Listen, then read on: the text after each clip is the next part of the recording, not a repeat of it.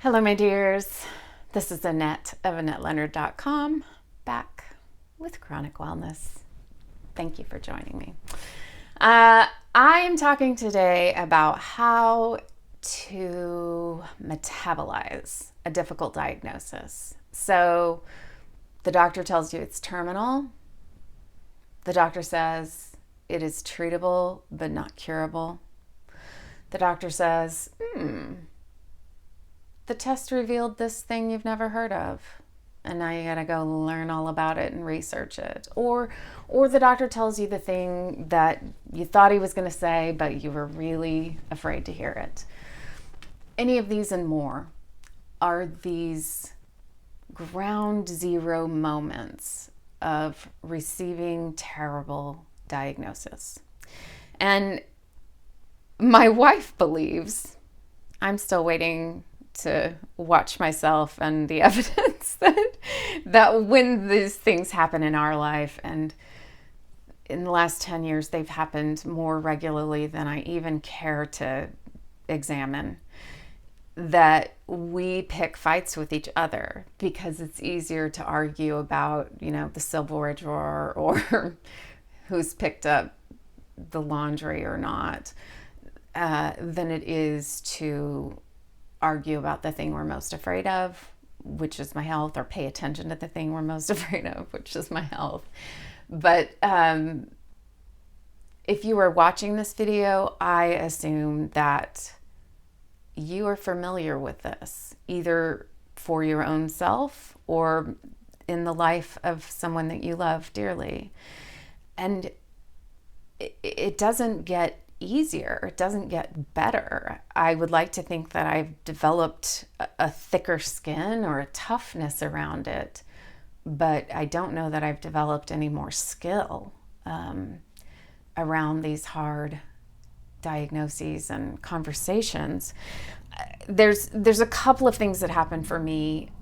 I think initially I kind of numb out. For the first few days, I just kind of set the conversation with the physician on a shelf. And this time it was that we left town for a couple of days in our little motorhome, and we just went camping and met a couple of friends down there and just forgot about it. That really worked. Sometimes it's we're not leaving town, so I just park myself in front of the television and binge watch some fluffy television show that challenges me in no way and has no difficult emotional content. So numbing is a real practice of mine for a few days.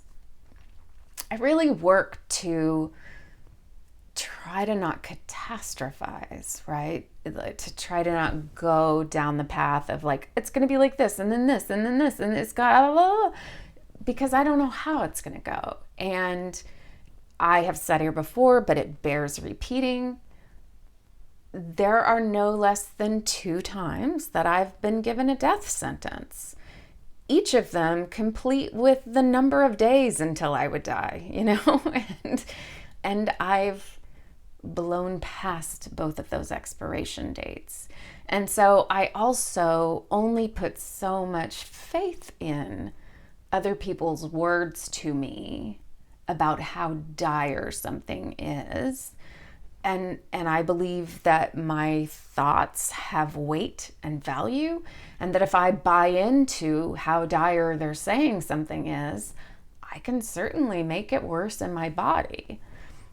That's just me. That's how I treat things. That doesn't have to be what works for everyone, and no shade if that's not what's true for you. But to calm my nervous system, that's part of the way I have to operate. So I think I likely march myself through several of the Elizabeth Kubler-Ross's stages of grief. I can't name them all right here, but it's, bargaining and denial and anger and few more, and then eventually you get to acceptance. And for me, it's probably nothing linear. And maybe even once I've gotten to acceptance, I might need to walk it back and be mad and deny and and then, acceptance again, and then the whole thing unravels. I don't know. And so what happened on Friday is that I met with the hematologist who was reviewing the ultrasounds that I'd had done of my network of clots. And not only have the clots that remained not dissolved, but I have new clots that have formed.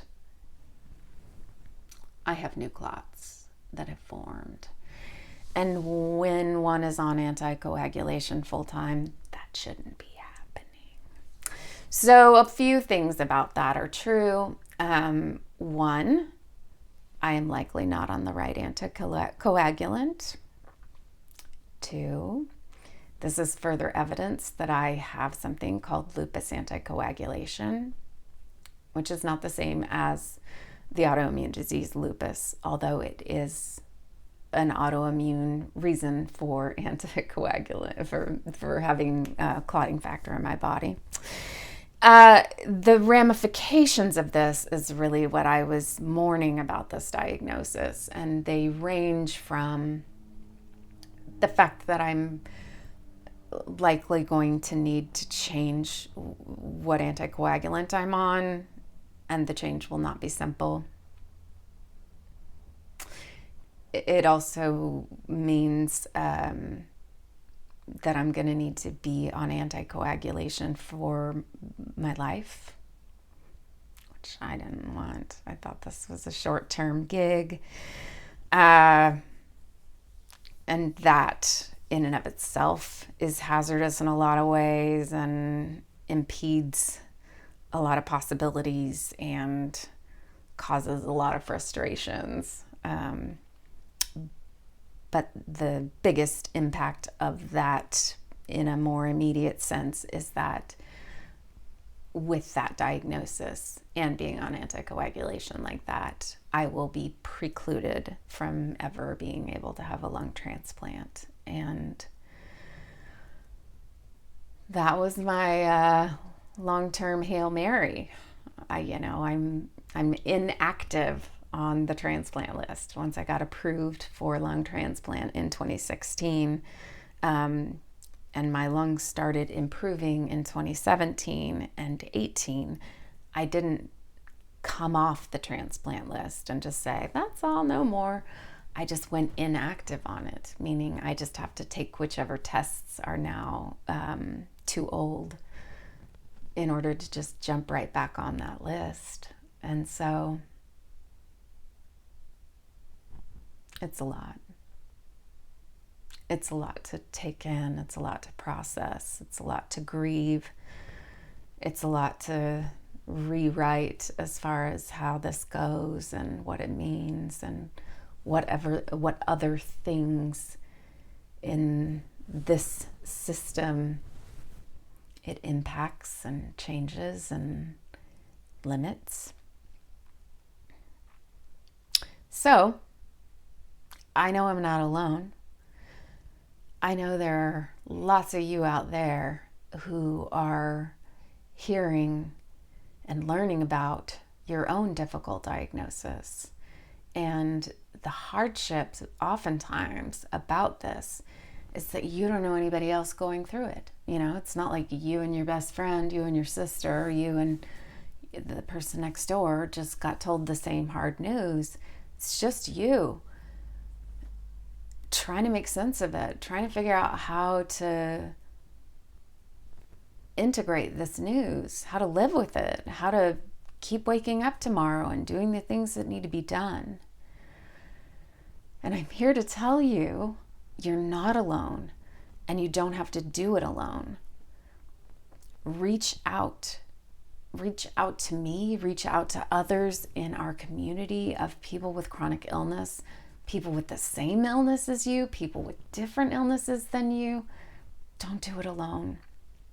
If you have questions for me, please reach out to me here on YouTube in the comments section. Go to my website, Annette Leonard. You can schedule a call or send me an email. Reach out to me on any of the socials. Go to themighty.com. Find somebody with your same diagnosis, just don't do it alone. Yeah. When I think about how in the midst of illness, we continue to find ways to keep our hearts and minds and spirits well, this one's crucial. You don't do it alone. So pick up the phone, send a text, send an email. Don't do it alone. All right. Subscribe. Sign up to get this podcast delivered the moment it's released. Review me over on iTunes. All of these things would be appreciated. But most of all, I hope you'll tune back in another time. And until then, I do hope that you and yours are doing well.